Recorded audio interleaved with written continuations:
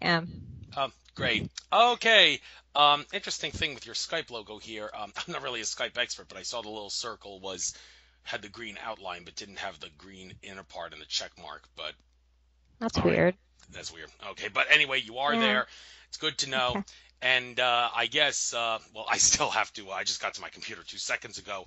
Okay. While I'm uploading the your Facebook page and your website to use as guides throughout the course of this interview, I guess starting off, I'll give you the chance to tell your life story in regards to what you did and what you experienced in your life that causes you to be the individual that talks about metaphysical stuff as well as alien related stuff. So, your life story and how it got you to doing what you do now, you got the floor.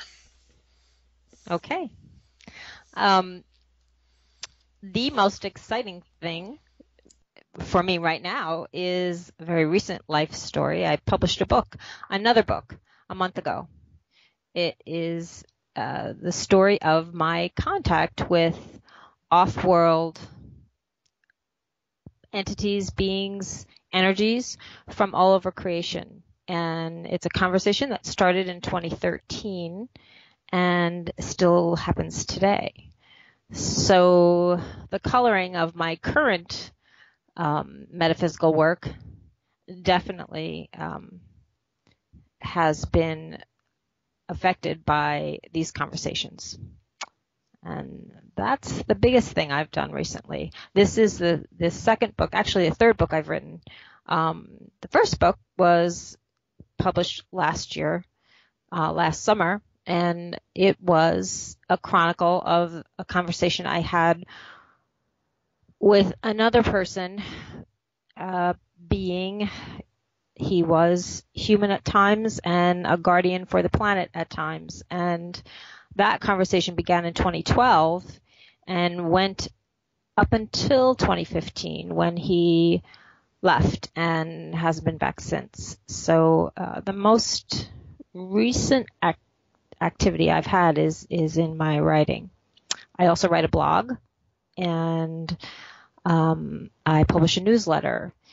The blog is my own beliefs about sovereignty and this journey we're all collectively on. The newsletter is that, as well as sharing some conversations I'm having, typically in the middle of the night. I'm woken up, telepathically contacted, I guess you'd say. Thank you, thank you. A lot of radio hosts usually do this at the end of shows, but I'm going to do it here at the beginning. Um, could you give out your info, like your website, which is pretty straightforward, sophialove.org, but tell Right. us a little bit about that site and maybe give your YouTube channel as well if you want to reach you there, and your contact info. And tell you what, give you the chance to make a little bit of a sales pitch out of this. What are you selling that you feel people ought to buy from you that will expand their consciousness and help them attain their love, sovereignty, truth, and everything else that your site advertises? So your site contact info and the things you sell, make a sales pitch out of this. You got the floor. Okay. My website is www.sophialove.org. On it, you will find several things. One of them is my blog, which is free, and I write there once or twice a week. Really good source of information for my take on what's happening. If you're interested in that, there's a store page on my website, and there you will find links to both of my most recent books. The first one was The Guardian, published last summer. The second one was Inclusion is Inclusion, published last month. You will also find a link to sign up for my newsletter. My newsletter is free. Once or twice a month, there's a free issue. And if you're interested in more conversations, there is a weekly issue that is $5 a month or $50 a year if you want to pay all at once. Those are the things that I sell. On my website, you will find a host or a series of blogs and videos that I have made in concert with a good friend of mine from the Netherlands, and we call it the Sovereignty Series. And we are not complete. There's going to be 20 at some point. Right now there's about 10. And those are probably some of my most important contributions to the work. They were information that I received telepathically, and 20 separate nights, early mornings, and I turned them into blogs and eventually into videos or audio stories, I guess you'd call them. So that's what you'll find on my website. As far as who I am, I've been around since 2011. My own journey just started to happen out loud. I went on Facebook back then in 2011 and 2012. I started a group. Some people know me from back then. I had a monthly group that we would go on a journey called My Love Quest, and it was a 7-day journey into what it takes to love yourself. Those were very popular, and on Facebook, once you hit 5,000 people, they don't let you do it anymore. So I went off Facebook and eventually held them just via the website and the blog, and it grew or expanded, I guess. My interest and information expanded when I started being contacted by different people from all over creation. My one more thing. Let's see. You can find me on Facebook as Sophia Love, and my link is facebook.com/I am Sophia Love. I am is in all caps. My YouTube channel is after youtube.com/user/Sophia Love Quest. My Twitter account is Sophia Love _edu as in education. I have a SoundCloud channel, soundcloud.com/Sophia Love 1 character string. Those are the places to find me. Yeah, you do actually have 2 Facebook pages. The I Am Sophia Love one, that's actually a page where you can like, and then you have your own page My where own. people can friend you, but you have 5,000 people here, so nobody can actually friend request you Right. at this point. They can just click following, and they'll be able to get the links there.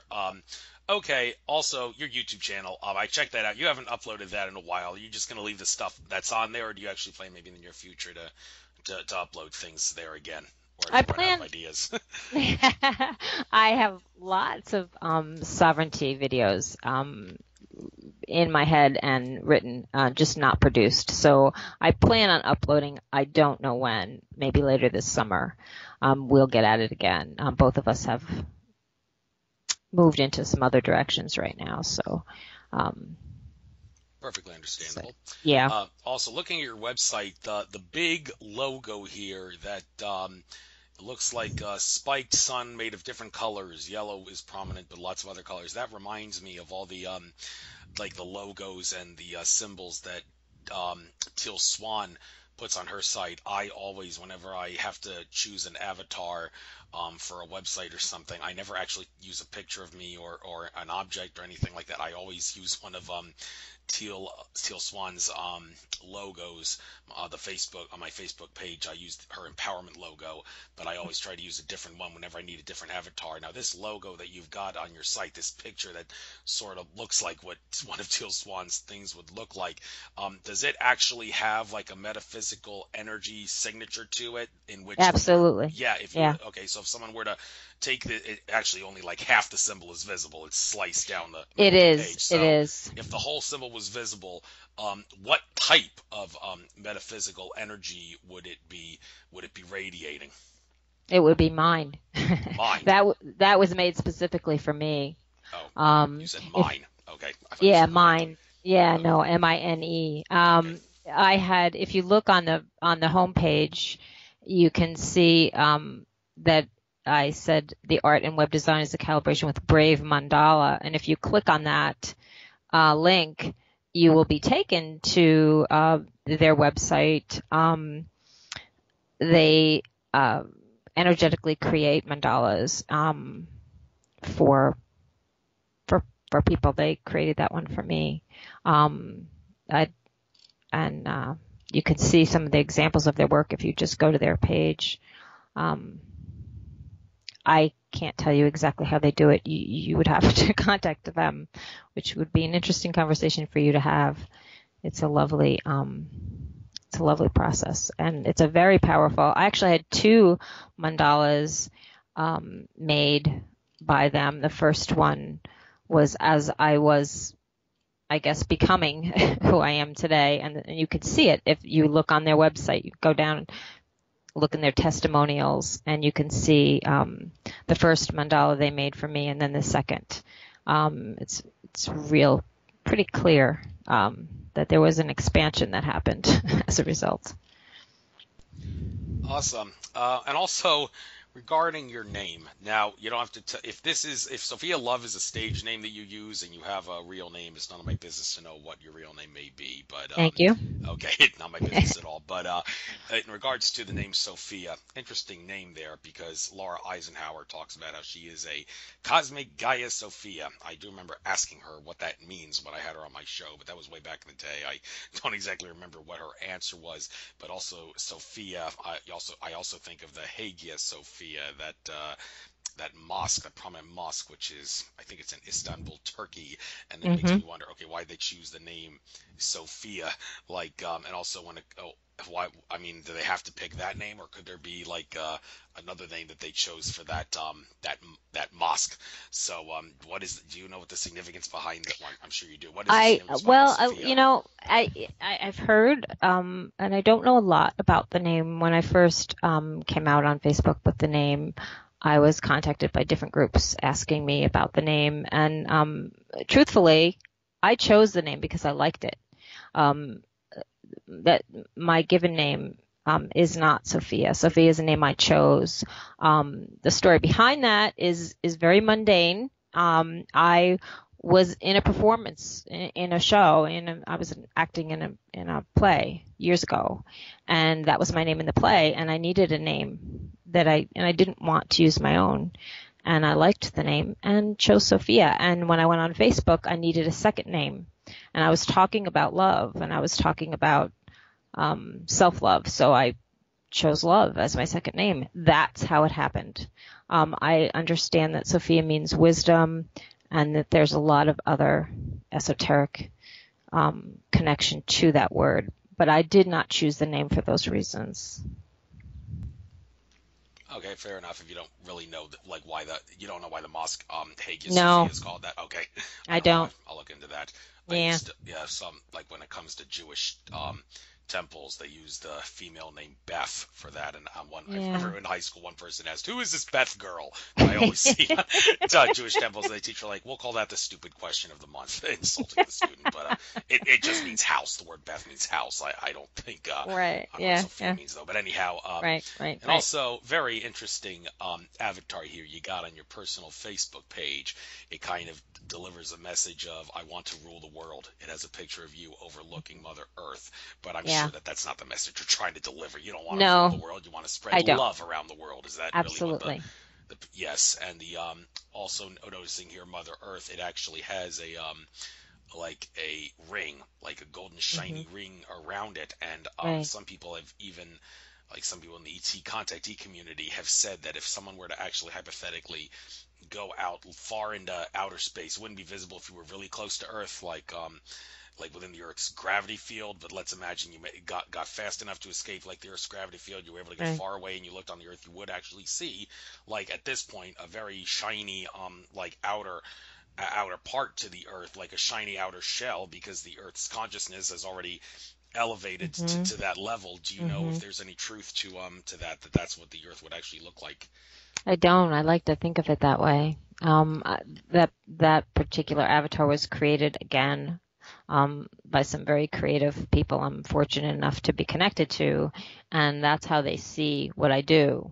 That's why they made it. I didn't ask them to make it that way. That's just what they said. And I think what it means, what the avatar means for me, is just the idea of empowering the people enough on the planet to create that sort of effect that you just described. But I haven't seen it. Right. Also, I see actually on your that same Facebook page, it's actually a more detailed design of that big logo that you said that the mandala logo they made for you. It's not cut Hmm. down the middle like it is in your site, and I'm looking right here at the center of it, and I'm seeing this symbol, this foreign symbol. I've seen this symbol before, but where I've seen it is on the tip of my tongue. I'm thinking maybe I've actually seen this logo in my Aikido dojo. For some reason, I'm thinking that it looks I like a don't backwards know. three with a fishhook Yeah, attached right to the middle of it. Do you know what that logo I don't symbolizes? know, and I'm sorry, I don't. That's what they got when they read me and when they created this for me. And I don't know what the glyph means. Hmm. And when Um, I've seen it, it's on the tip yeah, of my tongue as to where I saw it. Think I'll look really. around my Aikido dojo if I see that symbol there. Not sure what language it's from. It doesn't really look purely Japanese, but I It don't know. doesn't. Yeah, yeah. Okay, so moving on with that, you've talked with well, you still do regularly hold conversations with beings from other realms. Now, first of all, before we get into who these beings are and what they do and why these specific beings that speak with you decided to speak with you and why these beings are the beings that do it, I'm interested to know why you decided to choose the word realms. Because, when it comes to using words to talk about other areas of consciousness or other locations of consciousness that entities come from. There's a whole slew of different words: dimension, density, realm, universe, multiverse, parallel reality, or whatever you want to use. And there's a lot of debate as to whether or not things like dimensions and entities are the same thing. And there's debates as to no, there's a difference. And if there is a difference, there's different arguments about what that difference is. But like Andrew Bartz, a Akashic Records reader, one of my frequently used sources, he said Earth has three timelines: the human timeline, the animal timeline, and some other timeline. I think it's like the mineral and rock timeline. And when I brought that up to one of my other guests who I had on my show, I think it was Tom Montauk, he said, I don't view those as timelines. I view those as realms. But I mean, whatever choice someone wants to use, you really shouldn't categorize someone based on what exactly which word that they use to describe a specific location. However, with that said, there are reasons why certain people would choose to use the word realms rather than dimensions or densities, and interested to know why you chose the word realms, and could you, in theory, have chosen another word when you say beings from other realms or something else? Yeah, I heard you saying. I used the word realm because I felt like it was more, it encompassed a broader spectrum. The beings that I speak to telepathically, some of them are not in form, some of them are beneath the planet, some of them are um, wildly, there's gaseous, I guess you'd say, gaseous beings. They're from so many different, that they present so differently each time that I'm not comfortable enough with the words dimension or density or multiverse to specifically declare that who I'm speaking to comes from any one specific, a definite place. So I use realm because I feel like it gives me a broader range. Okay, I like that reasoning. It gives you a broader range. I think so too. It does that word when people think of realms, they do think of a broad area, not something really really specific. Right. So that's. But then again, my point when I said there's different arguments between like whether dimension and density are like the same thing or whether I they're know, different. and I don't know. Do you know? No, in fact, I've actually Because said on previous shows there's really no sense in debating that. I mean, it makes for a great radio conversation, it but does. because there's always people that say that there is no difference or there is a difference, the difference is blah blah blah. But then you'll hear people say no, the difference is not blah blah blah. The difference is yada yada yada. Now, my point in pointing that Right. out is don't bother debating because you'll never be able to come to an agreement agreement because, well, for the reasons I just gave, people can't come to an agreement. So it's real. But although Right. it's interesting to know why people have their different, if you were to ask someone, okay, how do you define a dimension or density, and find out why all these different ones exist. I mean, I think there could be an answer as to why there are different definitions and why so many different ones exist, even though there may not be an answer to what the true difference is. So, Right, but right. And truth is relative, isn't relative. it? Right? And depends on our perspective. Well, Yeah, yeah, because maybe. Obi-Wan Kenobi did tell Luke Skywalker after Luke said, "Why'd you lie to me? You said Vader killed and murdered my father." And Hmm. he said, "Well, I was telling you the truth from a certain point of view." And Luke was like, "What's that supposed to mean?" And Right, Obi-Wan right, said right, that right. what the truths we cling to depend on our point of view. You need to wake Hmm. up to that. So, Yeah, yeah, there's definitely truth to that. But anyhow, yeah. um, looking with these beings that you speak with, the ones let's go one by one here. The ones that are from beneath the earth. Now, this whole thing about Hollow Earth always makes for great conversation as to Hmm. specifically what Hollow Earth is and what it looks like and how we can access it. Now, two different schools of thought on this. Two prominent individuals that give a description of what the Hollow Earth is like. I mean, Andrew Bartzis, I mentioned him, the Akashic Records reader. Yeah. He said that the Earth is not strictly hollow in the sense that some people have diagrammed it. I mean, the way mainstream science diagrams the Earth with the crust, and then below that is the mantle where all the magma is in, and then in the center of the Earth, they say the core is iron, but that's bullcrap. It's not iron. It's actually a 4D star-like object. And the within every atom and molecule that is within the hollow earth, and this is me talking, this is Andrew Bartz talking, he says you can find a whole realm of life, a whole Wow. universe within. It's basically one of those size doesn't matter things. Sort of think of like the marble from the Men in Black movie on Yeah. the Cat Orion's neck belt, where Yeah. there's the whole galaxy inside a marble. Hmm. Well, you can sort of Hmm. think of the same thing as a whole galaxy or a whole town within a molecule, and that is really where all the entities and such reside. And Yeah. one could say, well, that kind of makes sense based on what other people like Brad Johnson, who channels Adronis, has said that within all the fairies, elves, gnomes, and those fairy tale like creatures, they do exist. Where can I find them? Well, you can find them in like the trees and the plants in the forest in the universes that exist within the molecules, just like the molecules within Hollow Earth. Now, however, some Right. other people have described the Hollow Earth as being hollow in like the strict sense. Sheldon Neidl, who is an ET contactee who channels the Galactic Federation, he has explained that the Hollow Earth, it actually, he says mainstream science diagram is wrong. You got the crust, and there's holes at the poles, the North and South Pole, and obviously he does not believe in the flat Earth theory, but that's a side issue. And he, neither do I think Sandra You obnoxious pack lost a his lot of office. information into your Yes, head. I'm and sorry. I gotta talk fast to try to Okay. so I don't do. Yeah, but anyhow, yeah, he says the mantle of the Earth, there is no lava or magma there. It's a hollow mantle, and then there's in the center of the Earth there is that 4D star, and the entities that walk.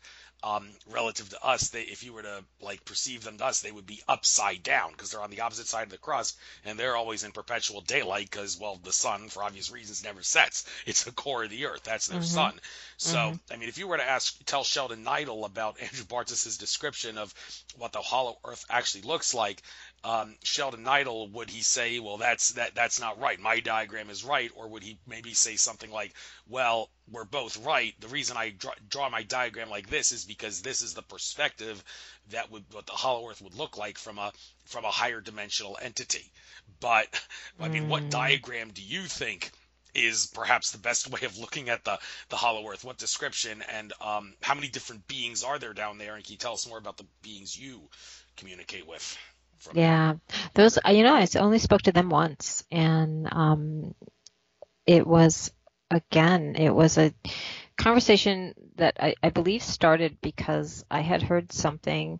It wasn't Sheldon or Andrew, and I don't remember exactly. It might have been Corey Good, um, but I'm not even sure. I had heard something that said that a description of them, and that they had this race had been there for a very long time, um, millennia, and I wanted to contact them because I was angry because they were, according to the report that I had heard, fourth dimensional beings, and they had witnessed what was going on, and actually come above the earth and pretended to be gods.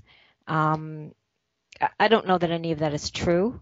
It was just a story that I heard, and so I wanted to, just out of curiosity, to reach out and say, so what's the story? Is this true? And I had this very kind of difficult conversation with a being. I don't believe I had a name from this being, and it was really me kind of holding there as a raised feet to the fire, saying, how could you be beneath the earth and allow what's happening on the surface to happen? How could you in good conscience say that that's okay as a race, when the other story that I believe is that they are supposed to help us from the kind of slavery and situations that are going on above the earth. And so it wasn't really a conversation about detail. It wasn't a conversation about what they look like. It wasn't even a conversation about exactly where they are. It was more a conversation about ethics and how could this happen. And it didn't really go very well, and it didn't last very long. So I'm not going to be real informative in terms of those specifics. Sounds reasonable to me. If you don't want to give out accidentally incorrect information, if you're right. Oh, I don't get it when I communicate. Maybe I should talk about, it's telepathic. So it's telepathic. It's a conversation. How does that work? Why don't you tell us the science behind how telepathy works? Yeah, for me. Make sense of this. Yeah. Right. So for me, so what happens is, I am woken up, and sometimes I don't answer.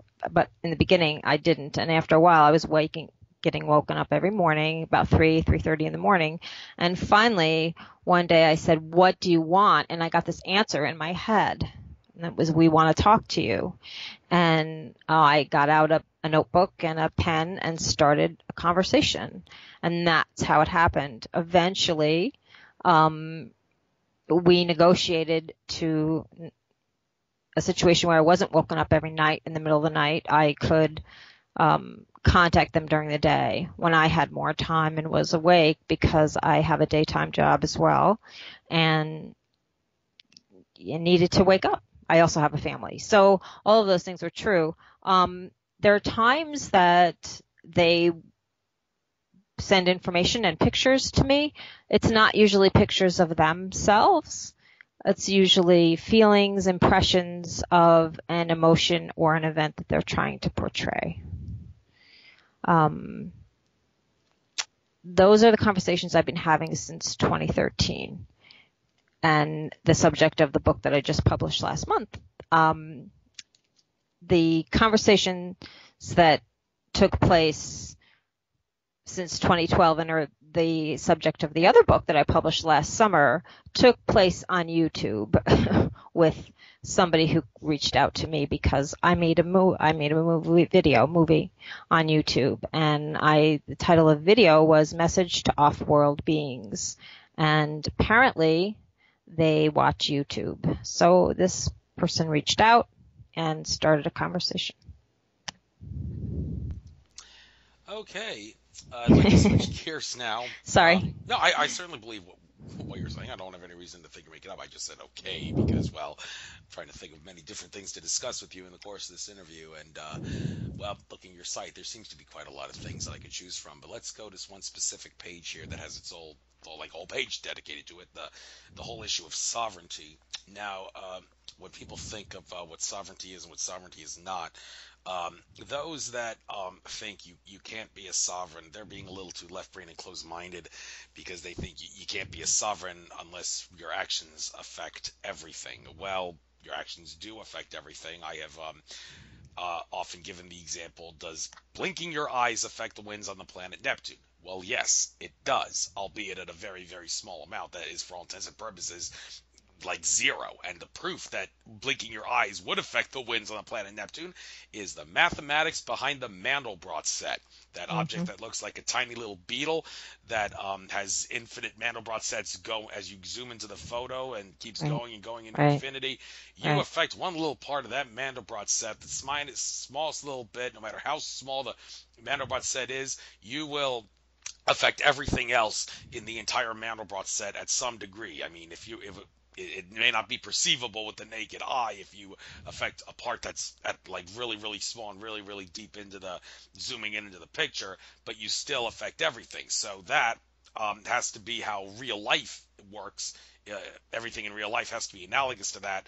So yes, blinking your eyes would affect the winds on the planet Neptune, but in the same way, although it would be in a, like I said, a very very small effect that's for all intents and purposes zero. So if you right, believe that, you believe, okay, I am a sovereign because all my actions do affect everything in some way, right. shape, or form. But Yeah. when people hear the term sovereign in like real life application, they think if you want to try to be a sovereign, you're basically committing suicide because, well, first of all, sovereign citizen arguments don't seem to work too much in the in real world application. Like whenever you're talking about a court of law, it's always been said by people like Randy Kelton and Eddie Craig, the hosts of Rule of Law Radio, that sovereign Hmm. citizen arguments will get you nowhere. You have to play the politics by like using their own laws to beat them black and blue at every turn in the court system. And also when it comes to applying for sovereignty to become a sovereign citizen in the real life, Jordan Maxwell, when I had him on my show, he talked about how, yeah, there is in fact a method by which you can terminate your citizenship with a nation to become a sovereign citizen. The problem, though, is that once you do that, you will have, like he said, for all intents and purposes, committed suicide, because as many people who have tried that have determined, once you terminate your citizenship, it is virtually impossible to do anything in the real world, and you'll probably even have less options in life than a convicted felon would have, simply because you have no citizenship. So becoming a sovereign citizen in that regard will only cause you trouble. So now that I've just explained that in a real life, down to earth perspective, sovereignty is a bad idea because you will not be able to do anything. You will get hammered like in court if you try to act like a sovereign citizen in practice. I mean, what if people ask, what is the point in attaining sovereignty when it's just going to cause you real world trouble? Okay. Um, well, I'd like to take sovereignty and remove it from, just for the conversation for a moment, remove it from the aspect of law and the aspect of citizenship and talk about it as a condition of an energetic condition. A sovereign being doesn't have fear. A sovereign being knows who they are. Um, Sovereignty is not is I don't want to use a negative. Sovereignty is knowing that you have an eternal essence that is the equivalent of every other life form that you encounter while you're conscious, while you're breathing, while you're alive, whatever word you want to use. Sovereignty is is is a state of being. It's an energetic field that once you have it, once you attain it and work to attain it, the laws and the rules of the slavery system and the judicial system and all the systems that are set up on this planet to disable the power of man, um, they can't touch us. They can't touch you, because we are all energy, and if we weaken our energetic field in any way that sets another form, life form, whether that be a person, an organization, or a system above us, we aren't embracing the truth of what we are. I think that one of the reasons, I think the biggest reason I'm here and I do what I do and have been contacted by all of these beings since 2012 is because I have a deep belief and knowing of the power of man, of us, of life, but really of the human. And I believe that that trumps everything. Excuse the phrase in light of our current president. That overrides everything. I think the acknowledgement and awareness and embracing of the truth of our own power will guide you through anything that you need, anything that will try to enslave you. So if you look at, for example, the very first installment in the sovereignty series starts out, you are swimming in a sea of chains. There are so many, and they are so thick, you cannot tell what yours are attached to, but you're shackled. It is not as if your very life depends on what's at the end of the shackle, but it is that you believe that it does. I think that my work really is trying to get, not trying, is getting us to believe that it doesn't. Our life doesn't depend on what's at the end of all these shackles, at the end of our mortgage and our paychecks and our pharmacies and everything else that's in our governments. I believe that that's why I do what I do. Okay, thank you. I mean, if you wanted to go into the other aspects of sovereignty that don't have to do with that down to earth stuff, that's perfectly reasonable. I mean, there really isn't much to say about the down to earth stuff regarding sovereignty that I said, other than the stuff I pointed out, like it's in practice, it could lead you to trouble, but that has nothing to do with understanding sovereignty from a standpoint of energy and all that. I And think it does, metaphysics. though. You think so? I do, because I think that because I've had here in my own life, I've had situations come up, legal situations, and that in the past, before I had any understanding of value and sovereignty, would have put me in a place of fear. And I think when you approach anything from that place of fear, that place there is somebody out there who could ruin you, who could ruin you, who could ruin you financially, who could put you in jail, who could take away your home, who could take away something from you. When you have that as a basis of energetic output, that's what you're going to create. And I think that reversing that is the point. Because everything else that you said is absolutely true. All those things exist. Those systems exist. All of those exist. They were put in place by beings and systems that go back a long time, that have had a long time to plan it out. It was a brilliant plan. It got a whole bunch of very powerful, brilliant beings terrified and in the place that we're in today. But I don't think that you can take the energy out of it. I don't think that you can have a conversation unless you talk about both ends.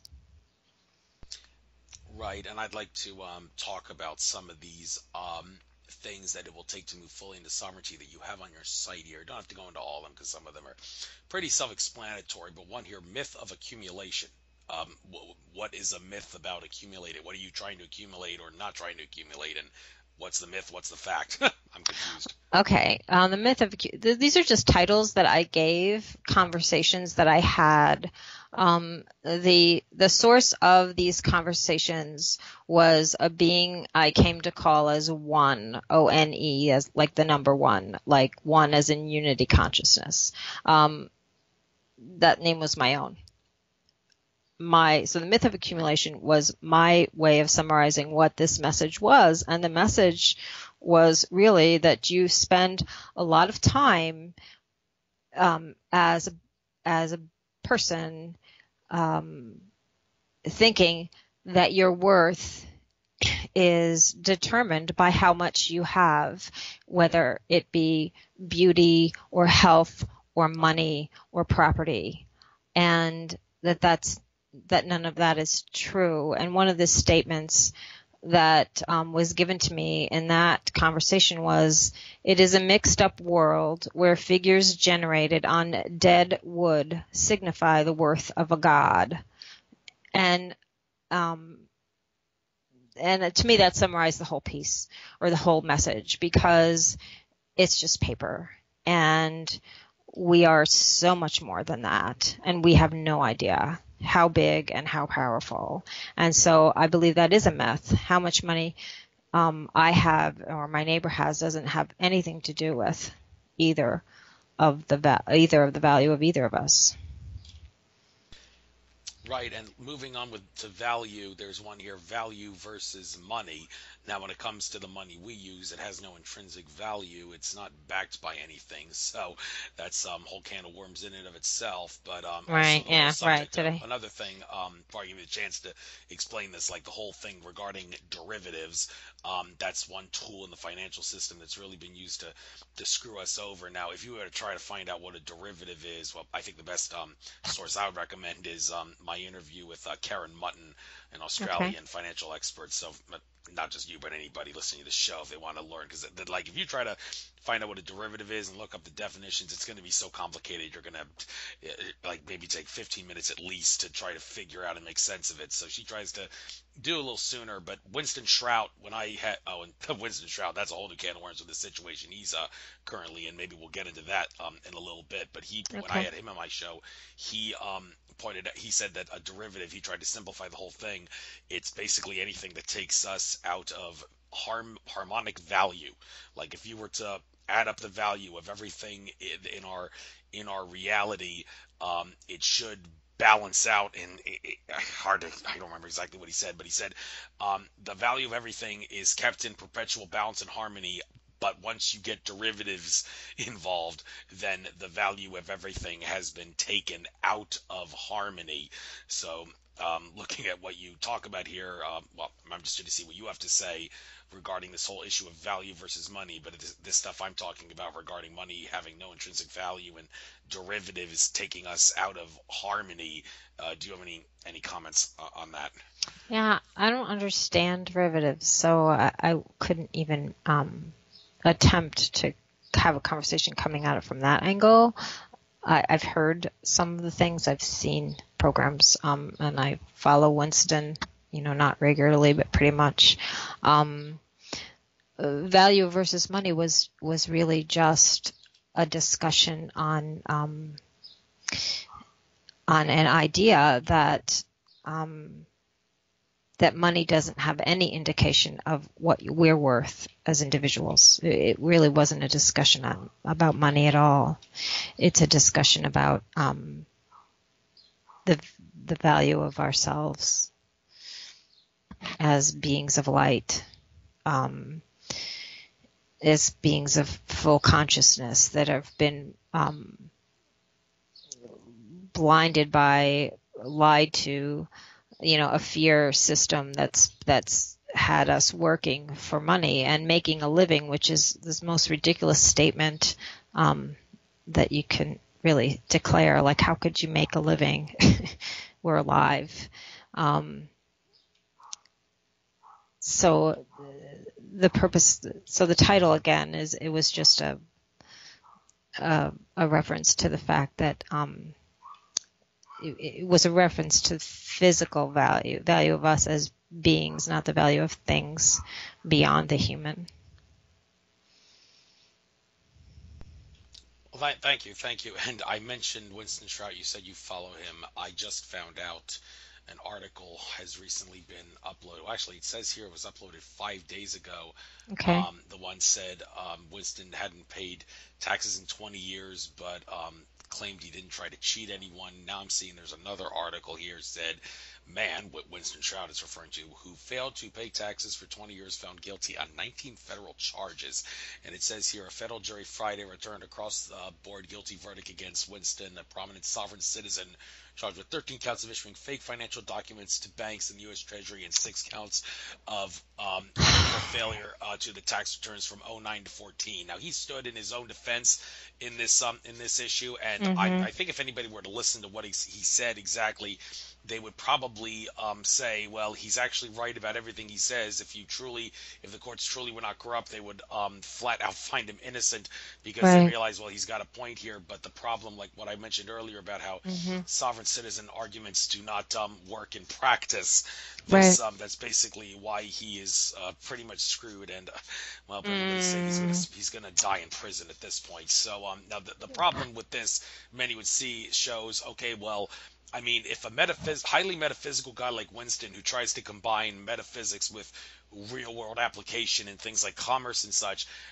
cannot beat the system using metaphysical sovereign tactics, then I mean, does that mean like anybody who tries to do this is going to be screwed in the same regard? And does this mean that, well, yeah, the only way to beat the system is to like try to use their own laws? Well, how can you use their own laws? Well, Mm-hmm. when it comes to Mm-hmm. paying taxes, Dave Champion, prominent patriot community guru, he wrote a book called Income Tax, Shattering the Myths. I suppose maybe Right. if Winston had used the arguments in that book, he would definitely he would probably not be in the predicament that he is now.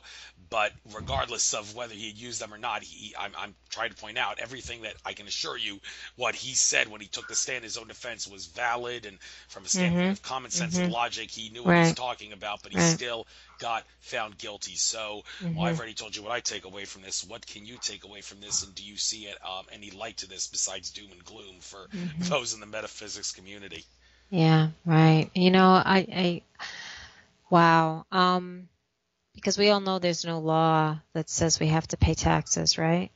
Um, and there's all sorts of situations where there's no laws, and yet we still do the things that we do. I mean, I have a mortgage, and I just finished paying my taxes. I don't believe that that's my fight, you know. I don't know, but Winston does, and it is, and maybe I don't know. Um, I, I I do know that um, if enough of us see um, those of us that are out there like Winston, and I don't know the name of the man that you just mentioned that wrote that book um, on the fraudulent tax system. Dave Champion, Income Dave, Tax, Shattering the Myths. right, right. Enough of us go out there and put it out there, and the rest of us see it. It will only wake us up enough that I don't believe that these types of frauds will happen for us. I mean, I don't want to sound so far out there and metaphysical that it doesn't relate to the real world, because that's where we live. And yet I don't want to sound so discouraged when I hear a story like Winston, the one you just related to about Winston's situation, that says it'll never work, because it is working in small places and some large places. You can see change. It's gradual because there's 7 billion of us, right? So all of us have to decide what's real and what we're going to do about it and how we're going to live inside of it. And then it changes that way. I think that there's something really powerful in an idea that that creates somebody like Winston, and to go up against this huge system. And even though he failed, I'm sure that, or he failed in this round, I'm sure there'll be another, and there'll be another Winston, or there'll be another round for him, or there'll be others of us that will see that and say, because we know, because of books and because of leaders and because of those of us that are out there, people like you putting these radio shows out there for people to learn about things, that eventually it will change. I hope so too. Just to get out some quick things here regarding this, he does have time. Although, what can he do up until August 1st at 11 a.m. when he's supposed to be sentenced? That's what it says here in the article. August 1st this year at 11. And the U.S. District Judge in question, Judge Robert E. Jones, says here he polled each of the jurors to ensure the 12-member panel was unanimous. Okay, does this mean none of the jurors in this trial understood what jury nullification was? Well, maybe they did, but they were too chicken to use it. Well, apparently, yes, because it actually says here, as the jury foreman began reading each of the verdicts, one juror teared up. Okay, so why the hell didn't this juror teared up take jury nullification to his advantage? Well, either maybe he was threatened, or, well, I'm not even going to speculate any further. But the thing is, this, we got time here. I mean, Winston's got time, and the sovereign citizen movement has time. So if you ask me, how's about we all give Judge Robert E. Jones a big earful, we give the jurors a big earful, rub the tax laws in their face, and do whatever we can to make sure that Winston does not suffer this fate, which he most definitely does not deserve to suffer. But at the same time, if Winston does get out of this, maybe we should get in his face and tell him, you got to use the system's own laws to beat them. I suggest you read Dave Champion's book, Income Tax, Shattering the Myths, so you'll know how the real thing behind the scam, and you won't have to make sovereign citizen arguments to win your case, because that ain't going to get you anywhere. So, all right, but enough of that. Let's maybe try to get on to some other better stuff here. Well, before we get into the better stuff, maybe I want to finish off with some of this borderline negative stuff and then save the best stuff for last, because I'm looking right here on your list of things here dealing with full sovereignty. Will you judge? One of the questions here, from a standpoint of karma, what does judging do to you? If you judge someone in a negative way, one might say the way you judge people negatively is nothing more than a way that you judge yourself. You judge people badly, you judge yourself badly. And I'm sure a lot of people would say, well, that's ridiculous. I do not think lowly of myself just because I think lowly of someone else. That makes no sense. So what exactly was this about? And is there karma that you can get from judging people in a negative way? Yeah, I think karma is real. I don't know that it's definable by anyone, but it's a self-definable attribute, and we can see it in our lives really quickly, especially now. The energy has just ramped up on the planet lately. But I think that judgment is one of the big ones for humans, because we really like to judge. We really like to put things in boxes, or put things in categories, and put things in colors and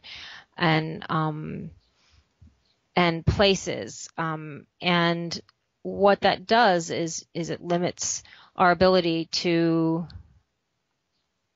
see ourselves in those things. And when we have a negative impression of somebody or a negative judgment of somebody, it's most likely, from my own experience, now I'm talking about myself personally, which is, I guess, where most of us talk from. So I'll continue to do that. That's really what I mostly do. So my feeling about judgment is that when I have a really strong reaction to something, it's because I recognize that feeling inside of myself. I don't recognize what that person is doing specifically. Whatever the person is doing or has done is bringing up something inside of me that I need to deal with. And one of the big subjects of the Love Quest that I ran for several years was self-judgment.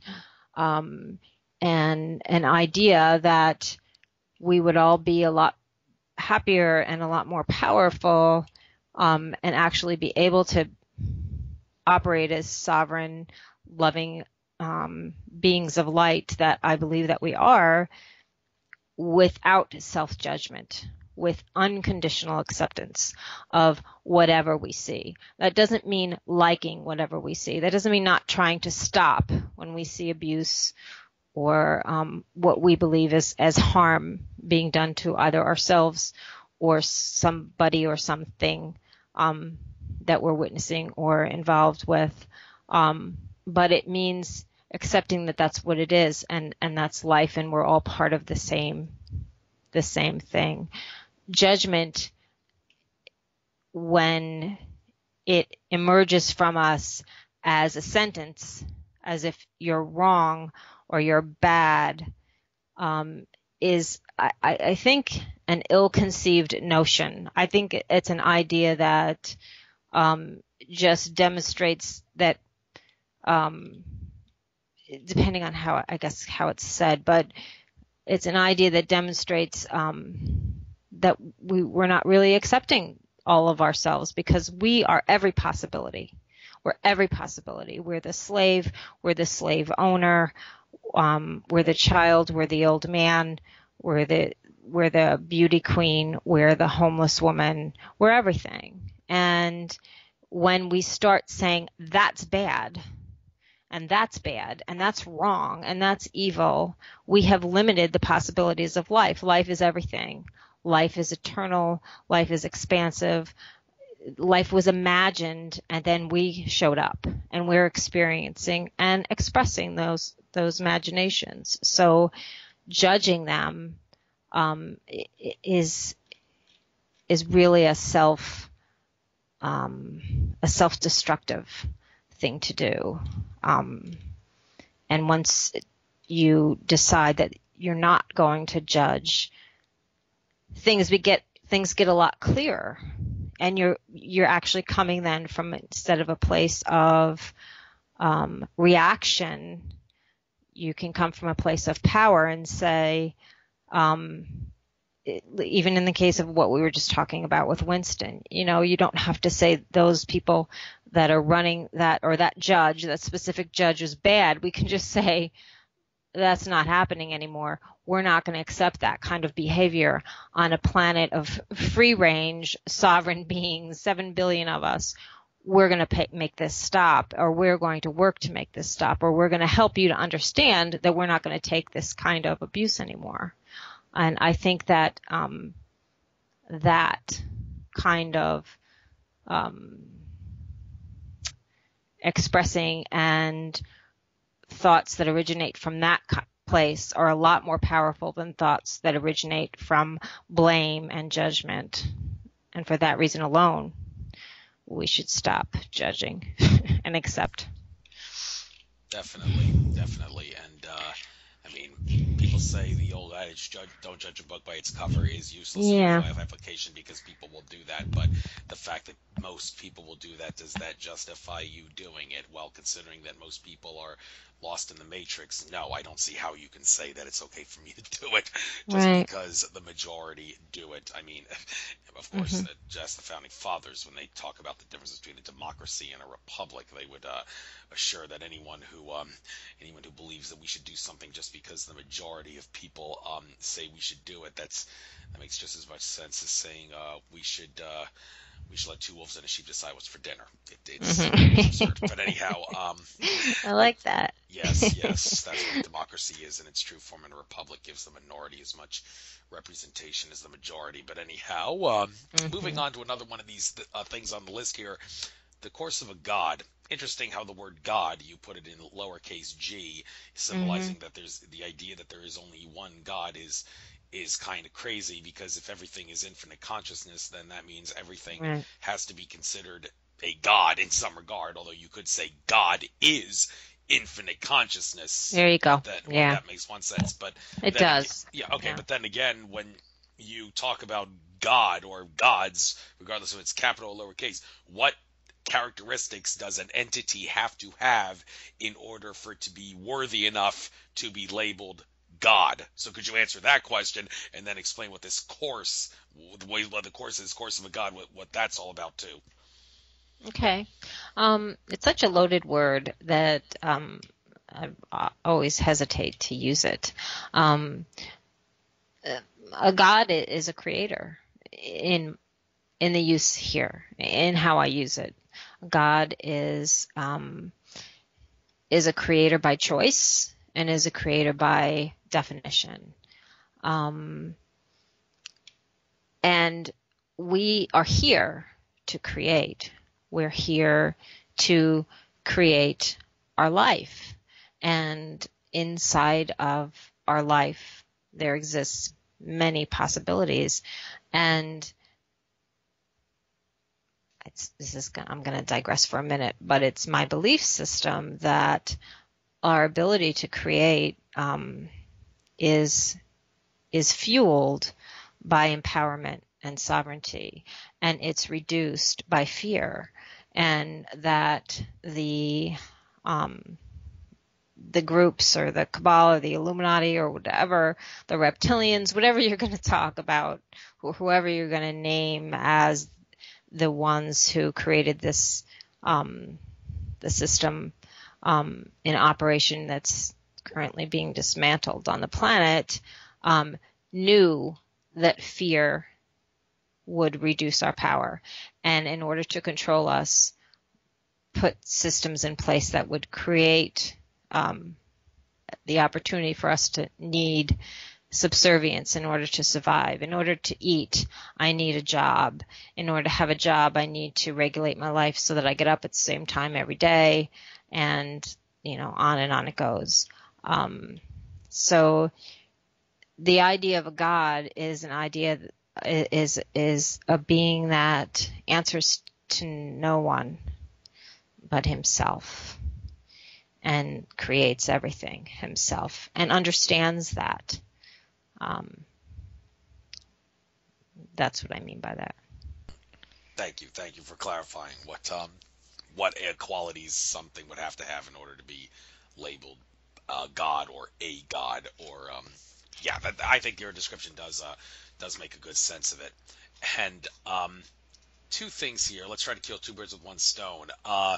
The bully and the rat. Okay, the bully, I think that's self-explanatory, but the rat, is that synonymous with the snitch, or is rat mean something Um, else other it than was someone who snitches?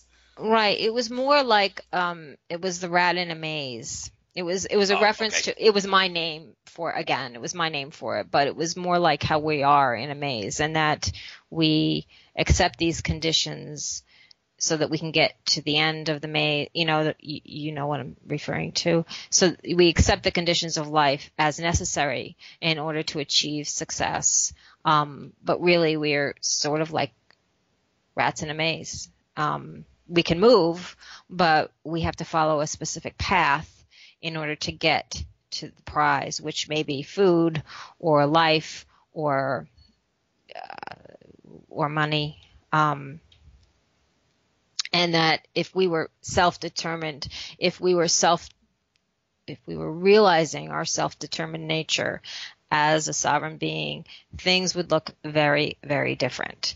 And that young children that haven't been indoctrinated into the school system yet, they do collaborate so they can all win, or they can all have fun, or they can all eat, or whatever they're doing. And those of us that have been around a while or have been through the school system understand that only so many people get A's and only so many people are the best, and it takes money to get everything you want. And so that was the reference to the rat. That's why it's called that.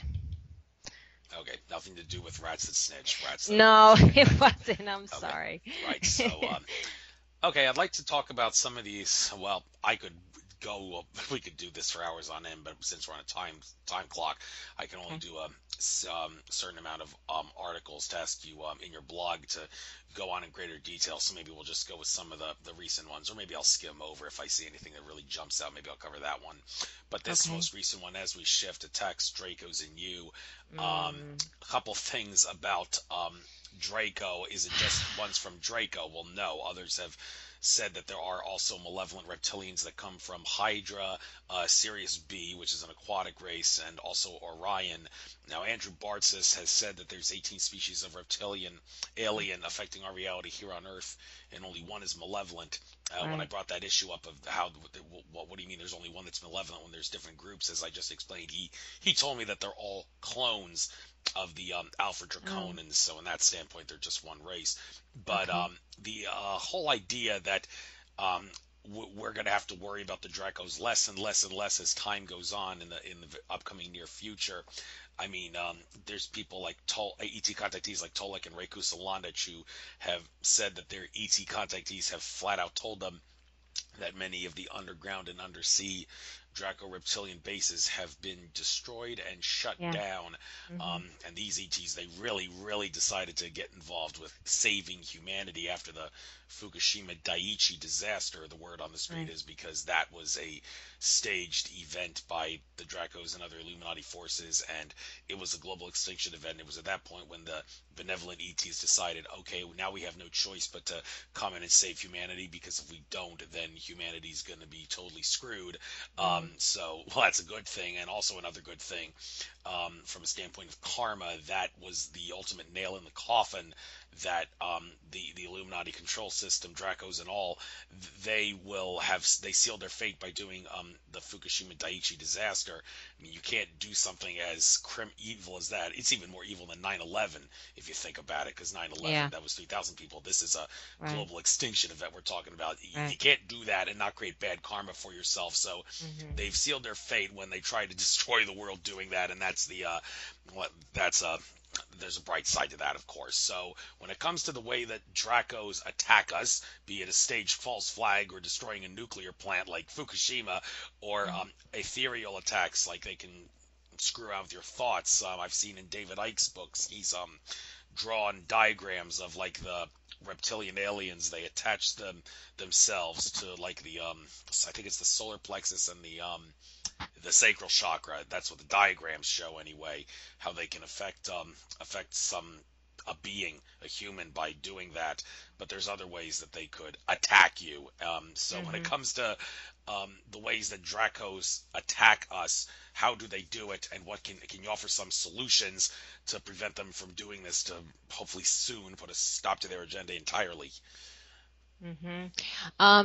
Yeah, well, the article was written because I have some friends who, um, I guess you'd call them light warriors, and who have personal um, contact with them. This is not me that has this, or that not that I remember. I'm not a warrior, not here anyway. So what I know and what I was told, and some of the results of things I've seen is that they have technology um, that will target a, a warrior, or a very particularly someone who is going to, for lack of a better word, screw up their plan. They know whether it's over for them.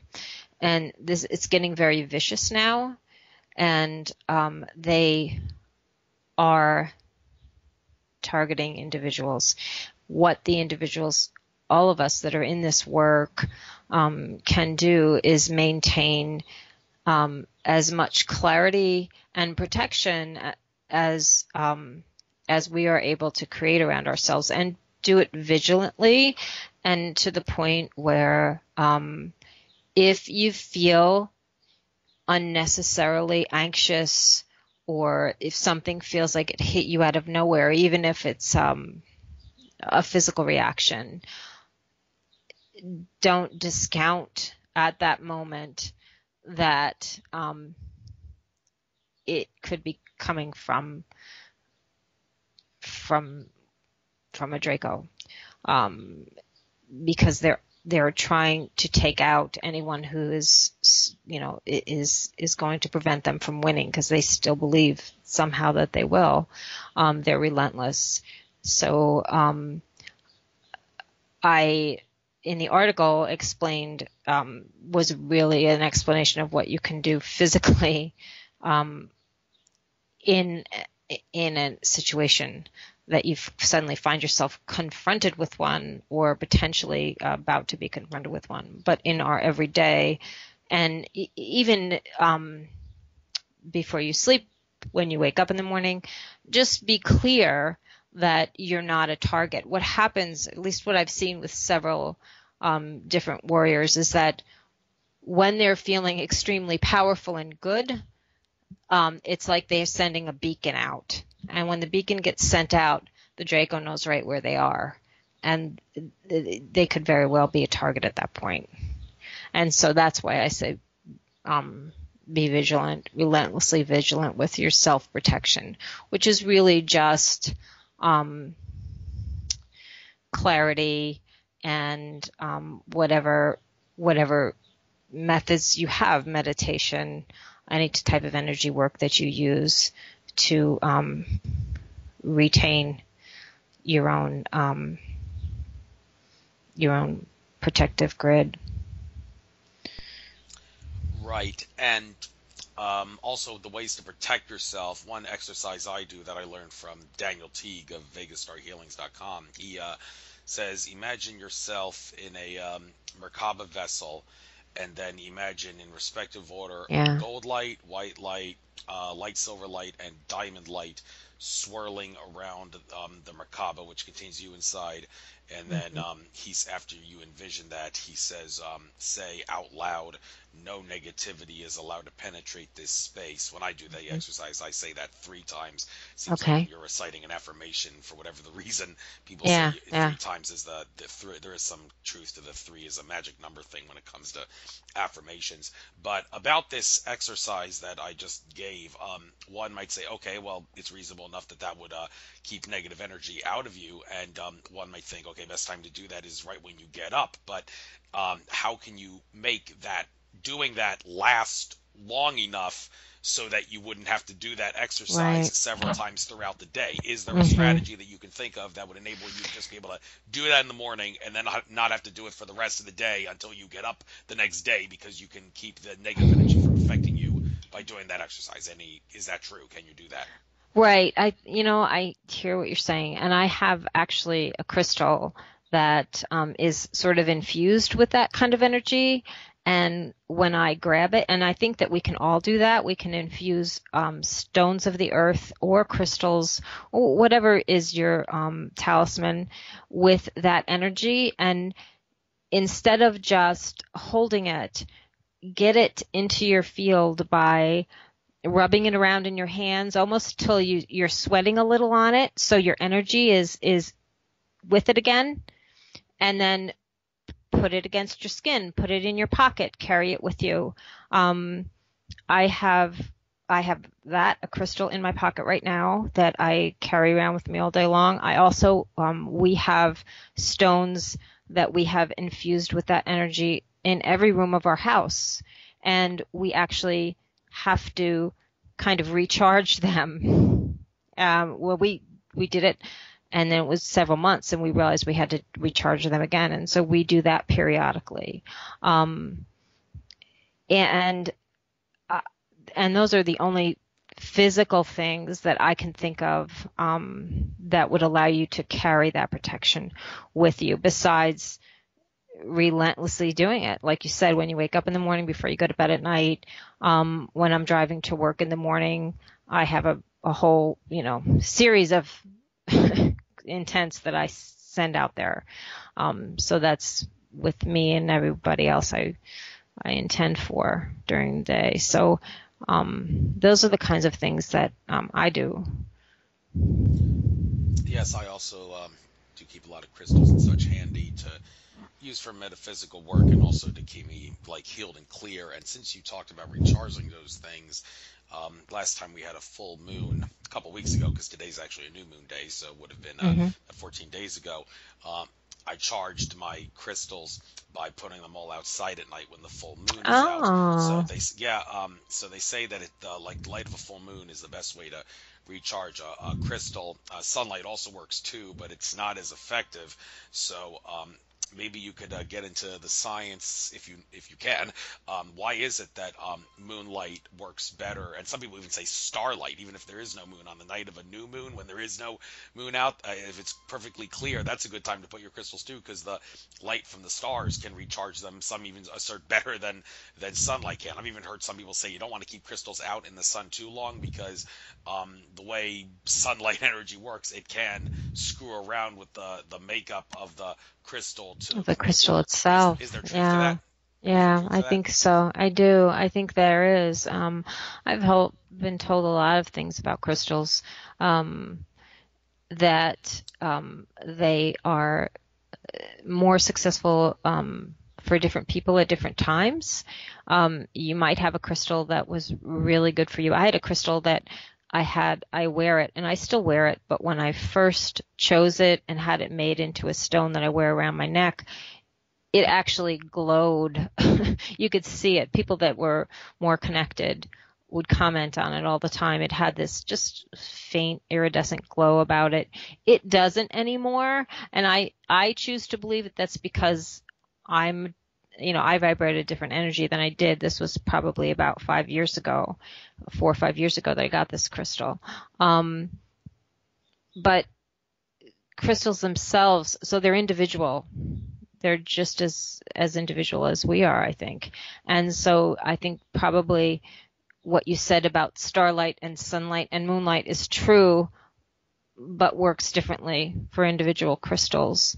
I've always been a big believer in the energy of us is what creates the power inside of them, and then is used as a conduit for energy from whatever light source we're using. So I always believed it was a combination of the individual as well as the crystal. So Yes, yeah. and when it comes to that glow you're talking about, that when you mentioned that you had a crystal that glowed, what that reminds me of? I actually have a pyramid that I keep in front of my Oh, computer at all times because there's a lot of power in pyramids. Now this pyramid, yeah. it's actually it has a lot of things inside it, a lot of gemstones and Uh-huh. things like that inside it. And it's interesting. On one side of the pyramid, there's actually one of the stones inside it is heart shaped, and it's actually positioned to be like the heart is pressing against the wall, so you can Right. see the heart clearly.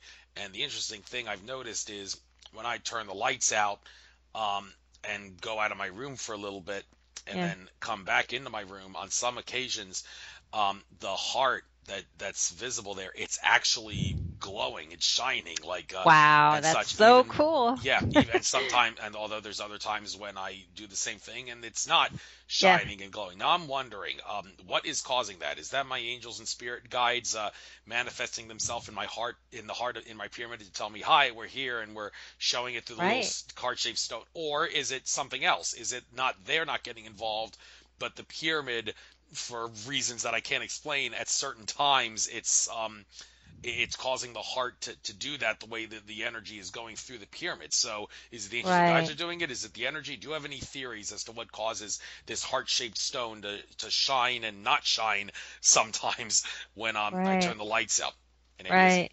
Yeah. Well, that's really interesting. That the energy inside the pyramid itself is being utilized by that heart-shaped stone. Is that the only place where it's glowing? Is just that one stone, or are Yeah, all the stones just that one? That's interesting. just that Do you one.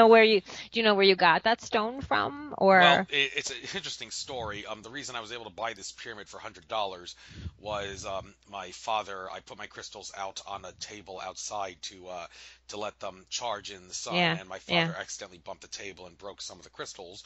And he said, well, he felt really bad about that, so he said, "All right, I'll let you, I'll give you some money to buy something to replace some of the damage I caused. So I decided to buy this pyramid with it, and it turned out to be a blessing. I actually told him a couple weeks ago, I never thought I'd say this, but it's a blessing you broke some of my crystals, because I wouldn't be able to get this pyramid if you hadn't done that. And now I think there's definitely some magic, for lack of a Yeah. better word, in the heart-shaped Mhm. thing in this pyramid.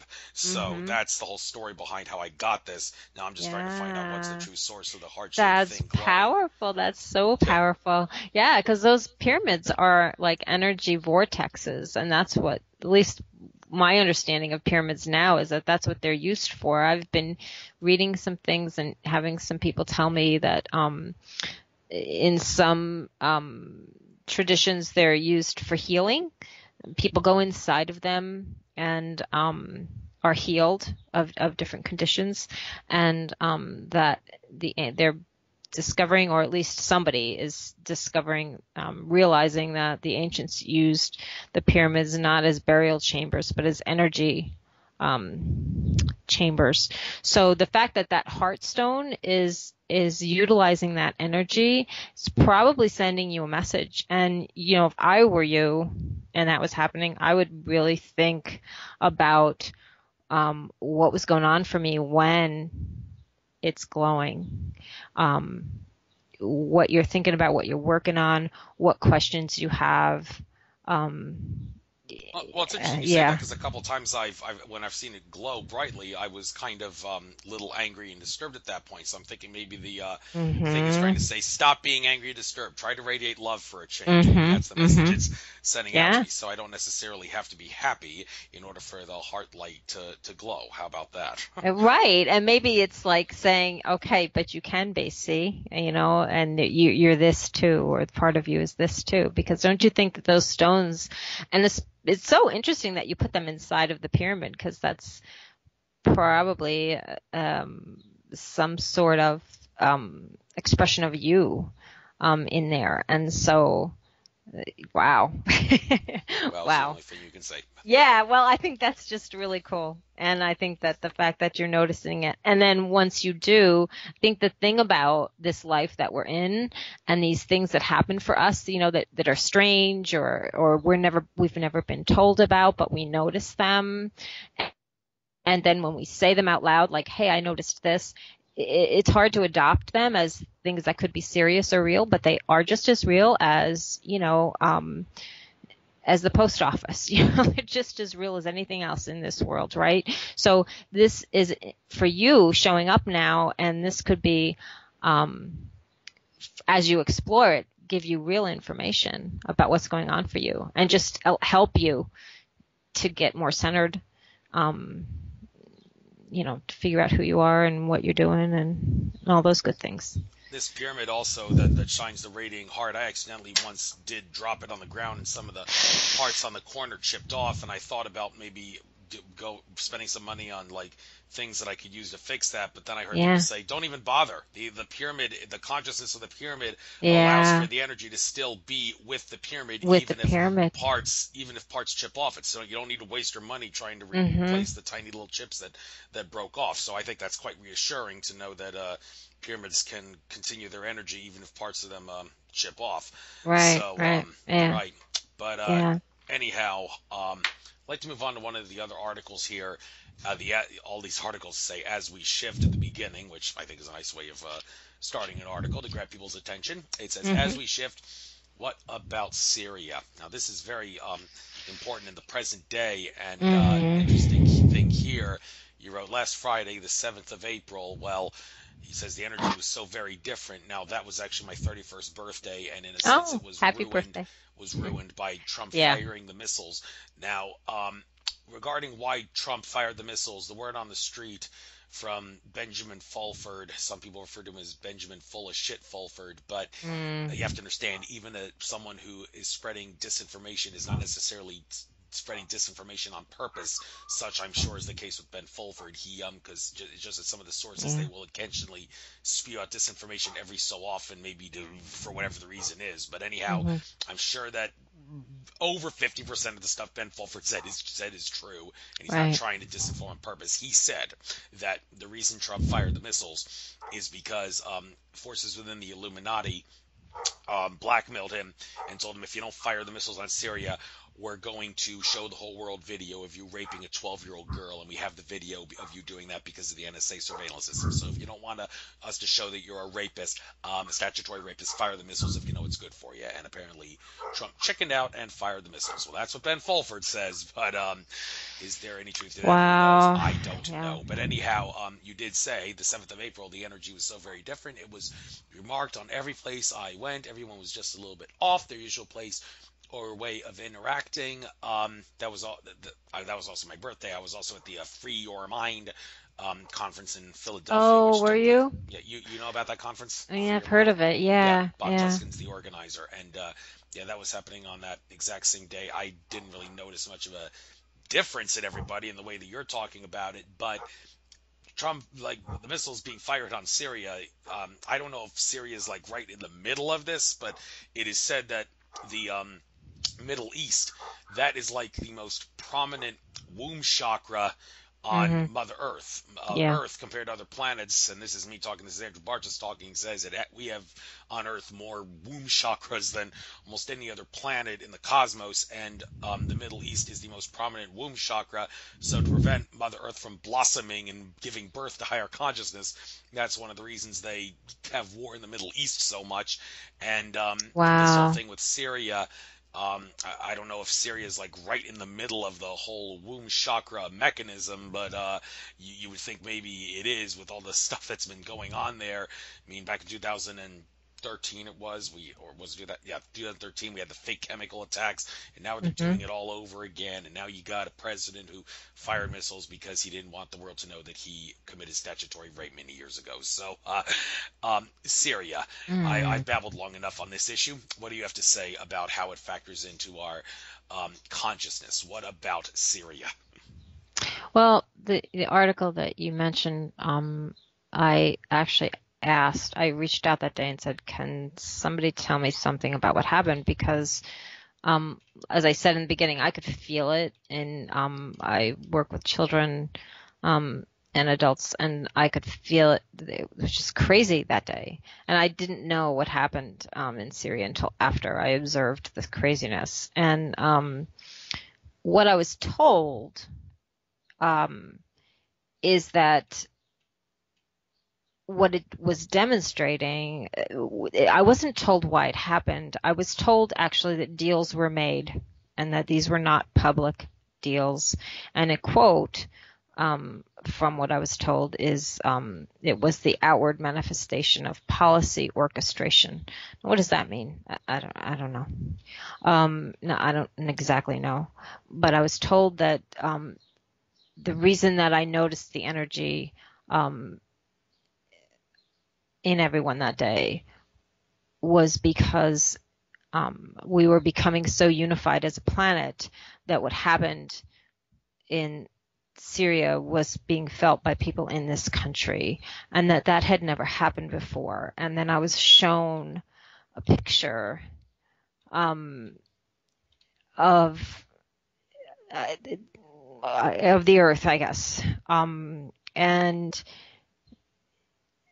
the first picture I was shown was I'll call it the strike in Syria, and the effect of that being just spread out along amongst the whole planet. The second picture I was shown was multiple airstrikes in the Middle East, and they were just isolated little circles, not being felt anywhere else or not being felt in the U.S. And I interpreted that to mean that the second picture was from not very long ago, and we've shifted a great deal since then. And so this was really, the message was not why it happened or exactly what the deal was that was made. I don't know. I had heard what you related earlier.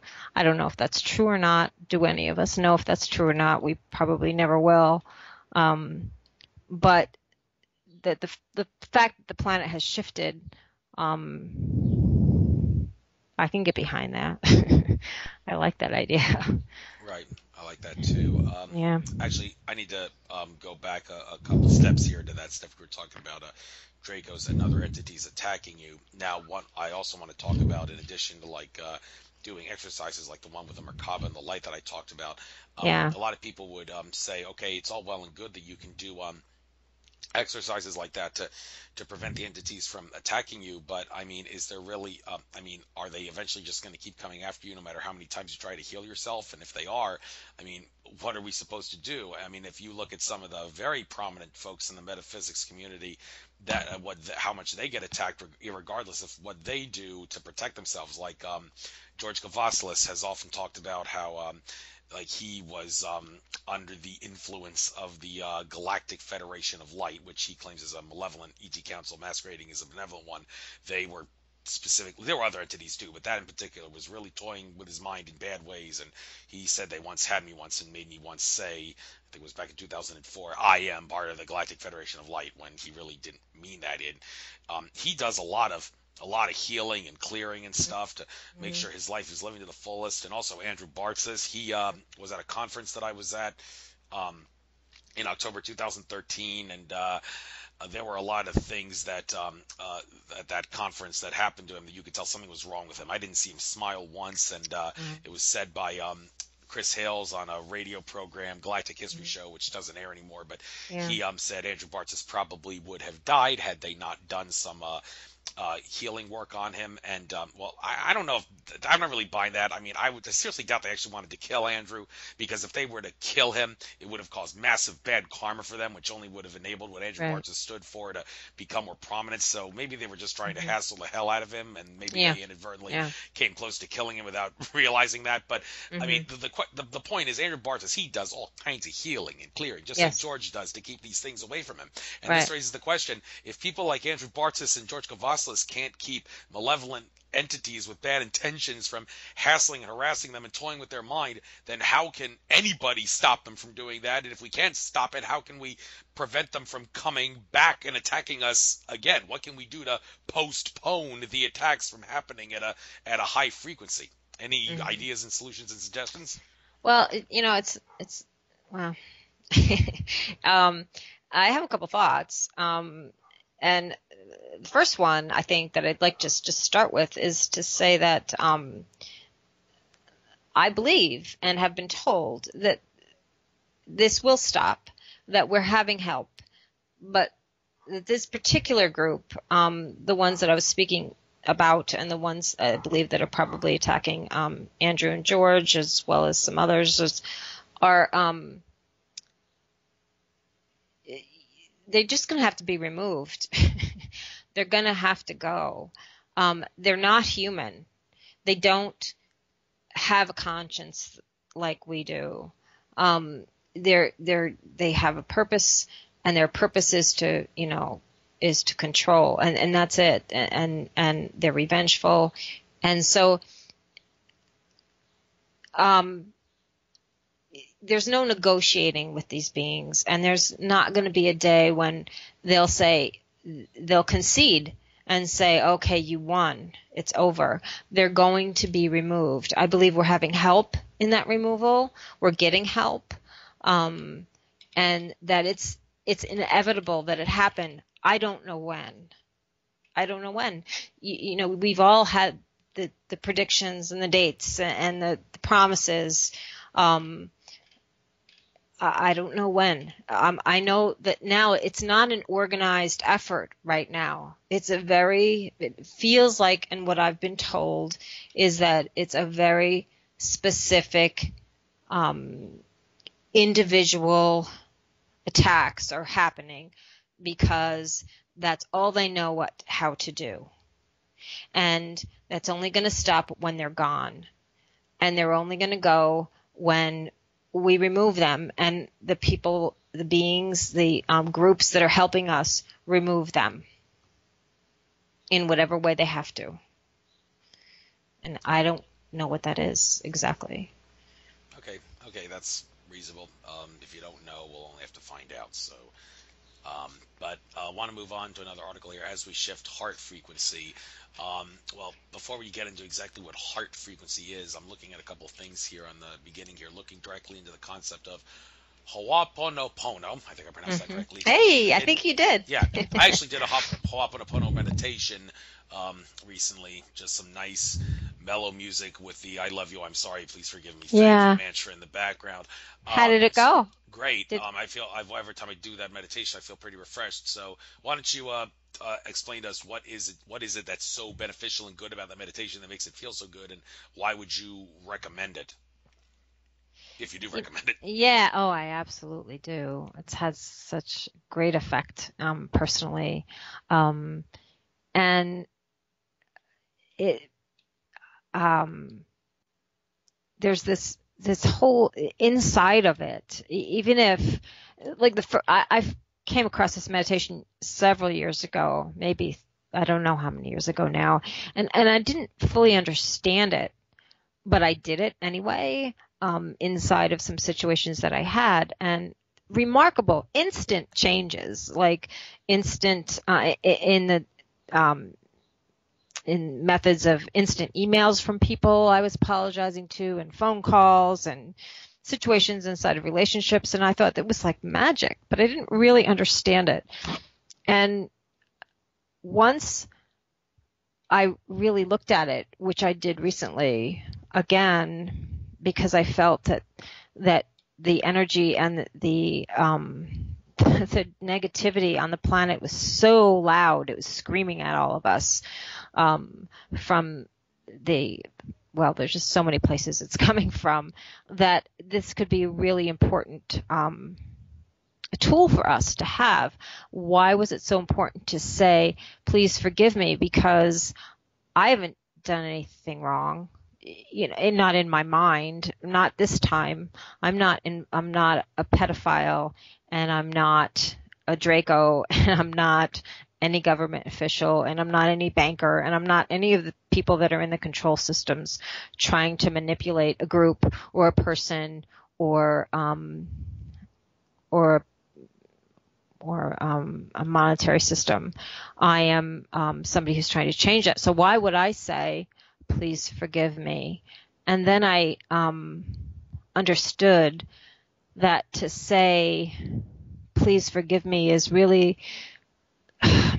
it's almost like saying, because I'm here, and because this drama now exists between us, because I see this, this thing that's happening, whatever it is that's causing me upsetment, whatever it is causing me, pain, or, sadness, or horror, or fear.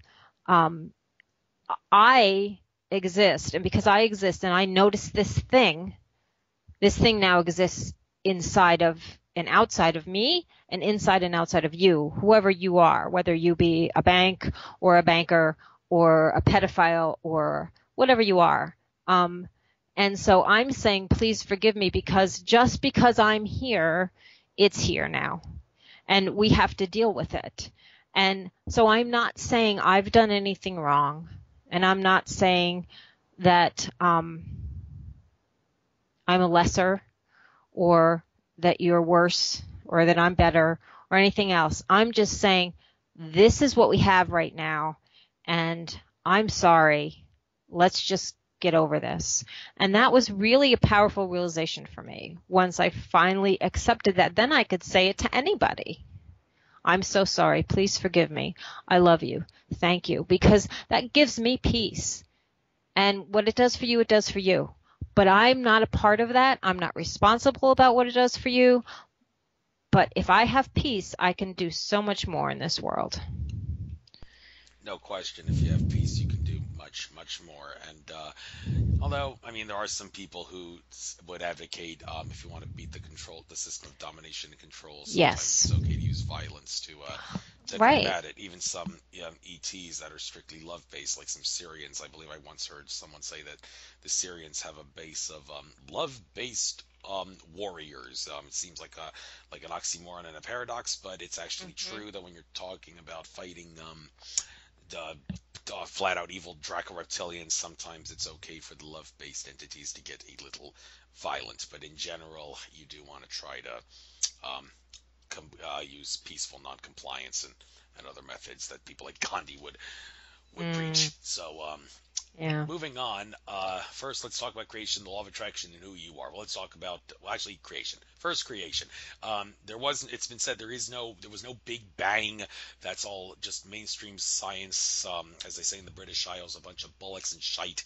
No sense in following that Big Bang stuff. It's all a lie. Everything was infinite consciousness. The fact that it's infinite means that there could not have been a starting point. So, do you agree with that notion? And if you do agree with that there is no Big Bang, then how do you explain how consciousness took the form that it did if it wasn't in the form of a Big Bang in our universe?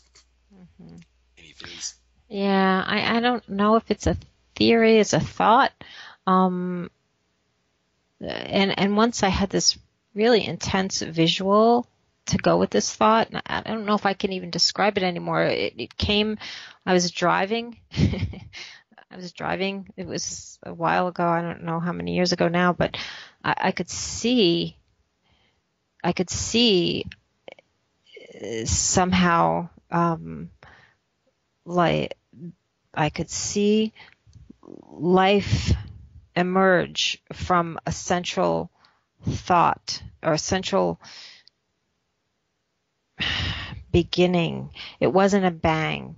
It was a, it was, it was just there. And then as it became aware of itself, life shot out from it. And when it did, there was, it shot out as individual pieces of it, but each piece was itself. I'm not saying that very well. That was a vision that I had, and it was like a nanosecond vision, but it was so complete that it just blew me away. But my belief, since this was many years ago that I had that vision, and my belief since then is that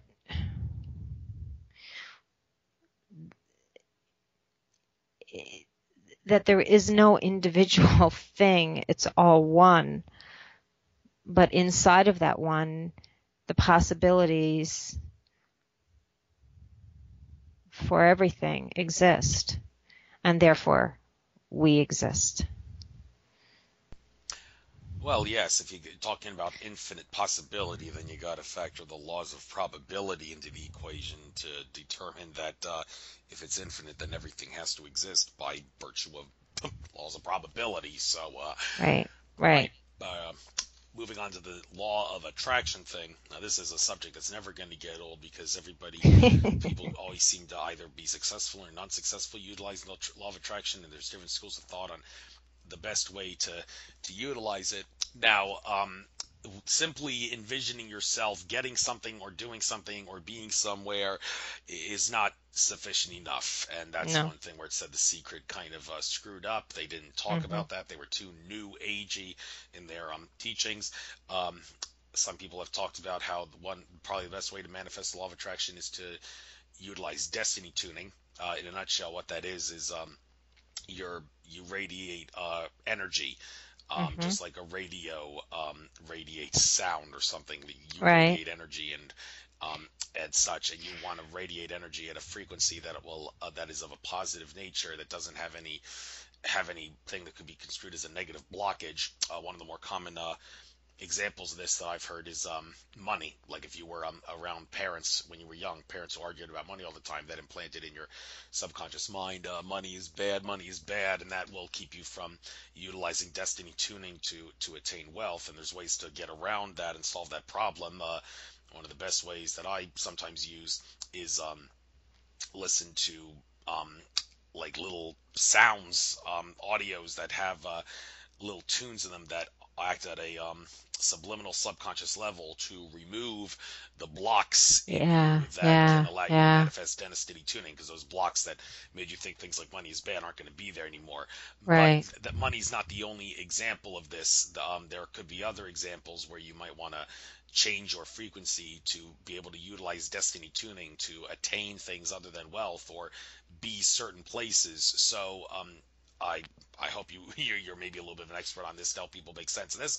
If when you're talking about using destiny tuning, when you're not talking about money specifically, if you want to utilize destiny tuning to make use of the law of attraction to like be somewhere or get something that's not money or something like that, um, how would you have to change? What would you have to do to go about changing your frequency to utilize destiny tuning in order to do those things that have nothing to do with like gaining money or wealth? Any theories? Hmm. Hmm. Yeah, I do. I think that found success myself in um, using it.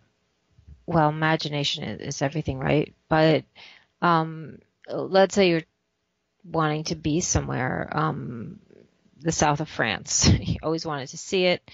Don't see how you could ever do it in your current paycheck or in your current life or whatever.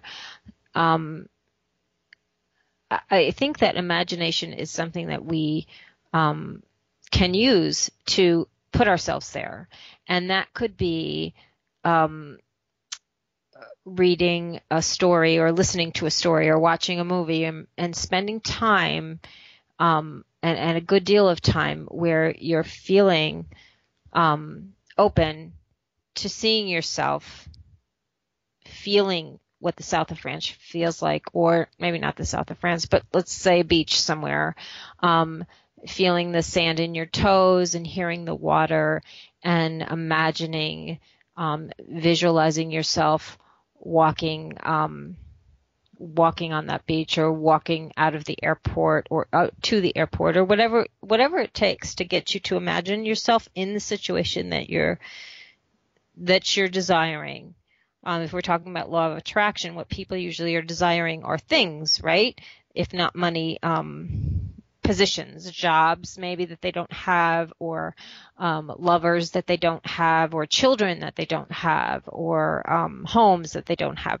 And we've all seen The Secret, so they used vision boards and things like that. And I think they went where they fell short is it's one thing to put a picture of a beautiful house on a vision board. It's another thing to imagine and feel yourself sitting in the kitchen, looking out the window. And those kinds of, excuse me, those kinds of exercises that we do for ourselves, we can do that without a lot of time and without a lot of effort, because these are things that we really want, and we know we're supposed to be there, or we're supposed to be wearing, or we're supposed to be eating, or we're supposed to be holding, whatever it is. We can see it and use that mind's eye to get there. And once that's there and it's soldered and you don't erase it with it's never going to happen or it's just silly or frivolous, if you just do it often enough, that it will come. It has no choice but to come, because that's how we intend our life, with our beliefs and our visions um, and what we say and what we think. And all of those things are what is before us. And that doesn't mean that it has to exist now for it to be coming to us tomorrow or next year.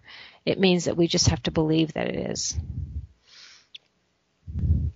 Yes, belief does play a big role in that. Just ask Yoda and Luke Skywalker when Luke Skywalker said, "I can't lift the ship because it's out of the marsh because it's much more different than moving rocks." And Yoda flat out told him, "No, it's only different in your mind." And then Yoda made Luke look bad by taking the ship out. And Luke said, "I don't believe it. What I just saw." And Yoda said, "Yeah, that's why you fail, because you don't Right, believe." Simple right, as that. exactly. But Hmm. we just we got Well, I don't know if we necessarily have to go till 8 o'clock. Try to keep these shows to 2 hours for the sake of anybody who has a lousy attention span. But we start at 8 on the dot. I usually don't start the shows till start at 6 on the dot. Usually don't start till like 6:05 or sometimes 6:10. Give the guests a couple more minutes after that to get ready. But you were able to start right at 6 on the dot, so we'll probably be able to end around 8 o'clock now. I want to talk though about ascension fatigue. That's another one of these as we shift things. Well, Hmm. first of all, ascension. Some say it's a bad word to use because you're not Hmm. ascending above anything. You're just Right. moving closer to a point of infinite consciousness. But regardless, it's a word that everybody.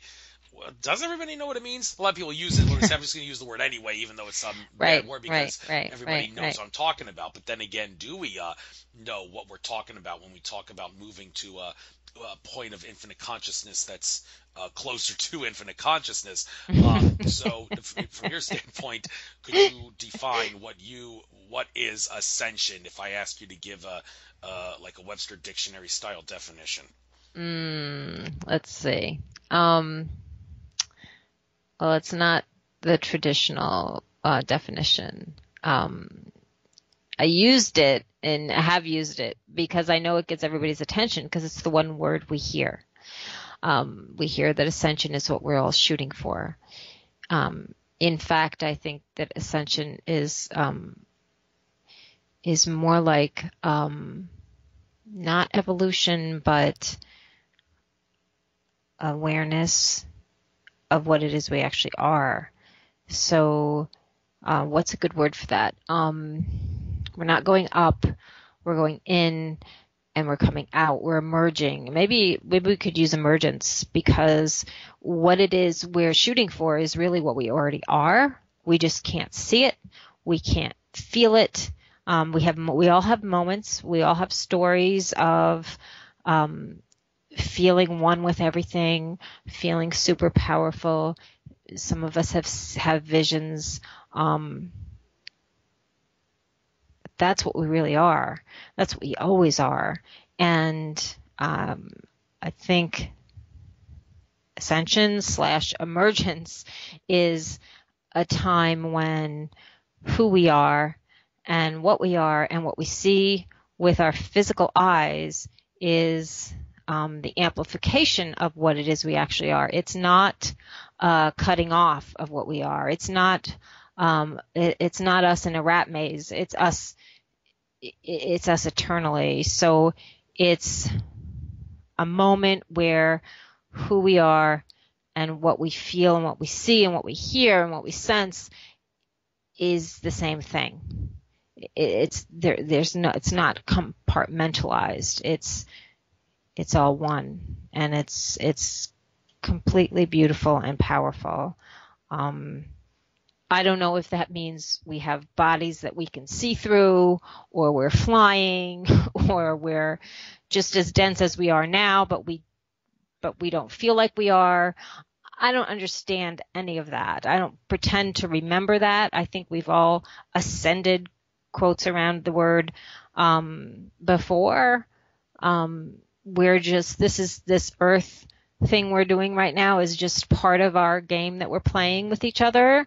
And maybe some of us do remember it. And that's why there's the stories out there of us flying around and seeing through ourselves and all of those things. I don't know. I don't pretend to know. I just feel that it is the culmination of life, which is the expression of infinite love, and that can't help but be amazing. Right, infinite love, the only truth. Everything else is illusion. There we go. Although interesting how some people say that, like David Icke always says that, but David Icke's been talking about negative stuff that would scare I sheeple for know. years. So that's the I know. paradox in that. Is that, well, I mean, that's one of I those know. cases. Is it okay for him to do that as long as his I don't intent know. is to, well, here's the thing, I intent. don't Now, if know. you ask people like David Icke and Alex Jones, don't you think you're giving Yeah. the powers that be power when you Right. talk about Right. them?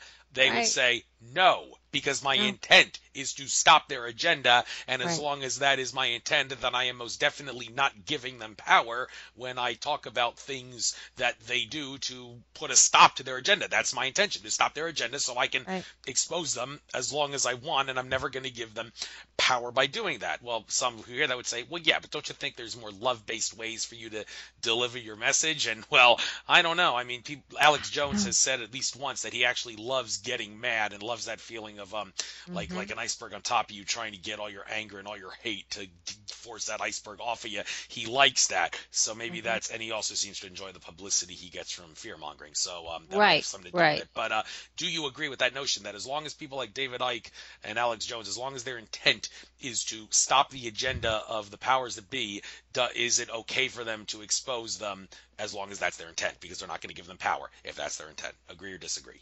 Right. I think that, do I agree or disagree? I have to say more agree than disagree, only because um we wouldn't know about a lot of what was going on if it wasn't for the David Ikes, and if it wasn't um for all of them. And I thank them all the time in my whatever daily intention work, whatever you want to call the meditation I do. Um, I thank them for being there, because I don't know what it's doing to their individual life. You know, I mean, Alex Jones seems to have a lot of issues going on in his life. Um, and I suspect that because of the energy he puts out there, he attracts a lot of conflict. And I'm sure his life isn't really very easy to deal with. But he does mean well. And I don't consider him a negative force on the planet, but yet what he's saying is, but yet what is happening is extremely negative. You know, Andrew, somebody has to say it, or else we would never know, right? So there has to be a voice out there that's shouting out at us and saying, this is going on and this is going on. And I don't know. It's not me. It's not my work. I'm glad that somebody's taking it on. And I include them in my protective, whatever, prayers and intentions every day, because I just think we need them. Uh, Yeah, I so, think we need them too. And although I will say that I've often said, if you were to listen to my shows when I first started doing this in November 2013, and over the course of time, listen to the shows, you would notice that maybe at the beginning when I started doing the show, I was more of a conspiracy theorist than I am mm-hmm. and more fear-based than I am now, and I focus on more positive stuff. And I say, well, that's not so much because my intent was to do that. It's just an unavoidable consequence to the fact that the love-based energy on Mother Earth is going higher and higher, and that means that, well, I'm going to be talking about that stuff Right, less. And I've even right. symbolized that in my show banner. I mean, anybody who's seen my show banner, well, you might have noticed this if they listed the recent shows, but I do actually, well, I didn't make the banner. Some friend of mine in the Patriot community who specializes in that made it. And in the middle of that banner, there is a picture of a pyramid with the all-seeing eye, just like on the back of the dollar Yes, bill. And I put that there. right, I asked him to put that there because I want to make it clear that one of the goals of my show is to expose the Illuminati. Now, back in the day when I right. first started doing the show, when I put the pictures of my guests on the banner, I would make the picture small and all that, and put it down in like the bottom left corner of the page of the banner to Mm-hmm. make the all-seeing eye still visible. But in more Right. recent times, I've actually made the pictures of my guests larger, and I've Mm-hmm. actually put the picture of the person like still in the bottom left corner, but I've enlarged Mm-hmm. it enough so that it covers up the It eye and covers the up all-seeing eye. And I know, I I'm saw saying that. now that's a symbolism of the fact that I'm trying to symbolize the fact that the Illuminati's all-seeing eye won't be able to see things and control us to a great Ah, extent as they see? are back in the day. So I've even symbolized the Wow. decrease of the power of the control system by covering up the eye in my banner, the Yeah, there all-seeing you eye go. There you go. with the pictures. So yeah, even that's even symbolized in my work. So yeah, over the course of time, you may even notice more prominent things that deal with less fear and more love. It's although as long as the control system is around, I think it would be a mistake to stop exposing them entirely. It's sort of like one of I those, if agree. you Yeah. only as strong as your weakest link kind of things. The weakest link in this case being whatever connections the control system has to our reality. You gotta focus on severing those connections, as small as they may be, in order to break free entirely. So, Mhm. yeah. So anyhow, I guess one more topic, and then we'll call it a night. Okay. Getting back to the subject of ascension, ascension symptoms, are they a blessing or a curse? Now they're very unpleasant, no question about that. But then again, some people would say that they should still be viewed as a blessing, because if you suffer ascension symptoms, that's a sign that you're more in tune with source, with Right. creator, and with the rising of consciousness of Mother Earth. Interesting things I've noticed when I have ascension symptoms, usually well, not surprisingly, they would often occur during some astrologically significant event. But Mhm. all the times I've gotten migraines in the past, whenever it was just like a regular, I'll use the word regular migraine, I always got it on the right side of my head, with the pain like underneath the eye and on the right Really? side of my head. But whenever it's an ascension symptom migraine, it always Uh-huh. happens on the left side of my head. How about that? That's That very is interesting. Yeah, interesting. well, not Yeah. always. I mean, I can think of maybe one or two exceptions when it was like a equinox or a solstice, when it was still on the right side of my head, and I knew it was an ascension headache because of the nature of it and such. But anyhow, also the worst ascension symptoms I ever faced was probably when I was in Bermuda this past year, when I gave my parents $200. They said, "Give us $200, we'll take you to Bermuda with us." And so I decided, Nice. yeah, they're part of a lottery program where 2 weeks or sometimes 3 weeks in a year, they get drawn to go to Bermuda, and they've agreed if I give them $200, they'll be happy to take me. Don't know if I'll go this year. Nice. There's some conferences I may want to Oh. go to that I'll sacrifice to. But when I was in Bermuda, later part of the trip, the ascension symptoms were so intense and unpleasant. I had to like go to bed at 7 o'clock and just lie down in my bed, and I couldn't even sleep because they were that bad. But though I was told when I did the next radio show after that, well, you got the ascension symptoms, one, because you're in Bermuda, and two, which some have asserted is Yeah. a remnant of Atlantis that didn't sink in Right. the sea, and you were doing a lot of things that were really meant to expand your consciousness and help you become Mhm. more in tune with nature when you were there. So when it comes to ascension symptoms being a blessing or a curse, what side are you on? And are there any ascension symptoms that you can think of that, if this is the kind of ascension symptom that you get, this is the kind you want to get, because this kind of ascension symptom, more so than others, is definitely a sign that you're on the right path? Is there such an ascension symptom that could be construed as the best ascension symptom to have, because it's a sign you're on the right path? So you got the floor. Let's end the show on this note. Okay. Um, yeah, well, I think they feel like a curse, but they're actually a blessing because they're validating for us that something's really happening. This is not our imagination. Things like headaches and different forms of illness um, feel like a curse because our bodies aren't attuned to the level that they're going to need to be attuned as we walk this path. I think that one of the nicest ascension symptoms um, personally experienced is a vibration, a feeling of movement, a feeling of actual um, um, synchronistic fine tuning of my organism, and then witnessing that around me in lights coming on as I walk, or hearing sounds that are actually, I believe, um, the sounds emitted when you're really in tune. And I'm not saying this has happened a lot, but it has happened where I feel so in tune with the idea of being a creator that I can hear the pop of things being created as I'm walking into them. I don't know how else to describe it. Um, those are the coolest ascension symptoms, but by far, um,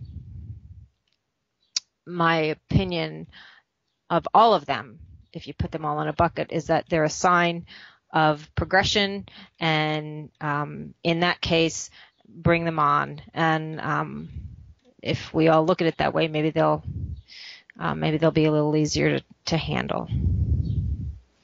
Thank you for that advice. But remember, they are a blessing, even though they feel like a curse. So Right, try to focus exactly. on the positive, even though it may be hard Yeah. to do so. Good. good lesson there. All right. Yeah. So, Sophia, this was a very enlightening show. Maybe focused a little too much on negative stuff, more so than I wanted. But hey, at least we got the Yeah. information out. Definitely wanted to It was fun. talk about that Winston Shroud thing for a moment because a Yeah. lot of people need to become aware of that because I have a feeling Hmm. that's going to cause tidal waves and earthquakes in the sovereign citizen community, which Right. And yeah, as it should, yeah. And right? Kelly Rosano, astrologer, said that the month of May is going to be a very big month on a global scale from a standpoint of people realizing what their rights are and what laws the government has and doesn't have authority to pass. And I can't help but wonder if the It's case the of Winston beginning. Shrout will be at the forefront Yeah. of that. So, but Yeah. Sophia, I had fun too. Great Yeah. having you on, Yeah. and I'll make sure I upload this to YouTube as soon as possible. Great. All right, maybe I'll do some metaphysical exercises after I hang up on you because the moon set from this new moon is going to happen in 6 minutes on There June we 30th. go. So enjoy the rest Okay. of this All right. new You moon day too. and good luck. Thank you, Take care Andrew. now. Namaste. Okay.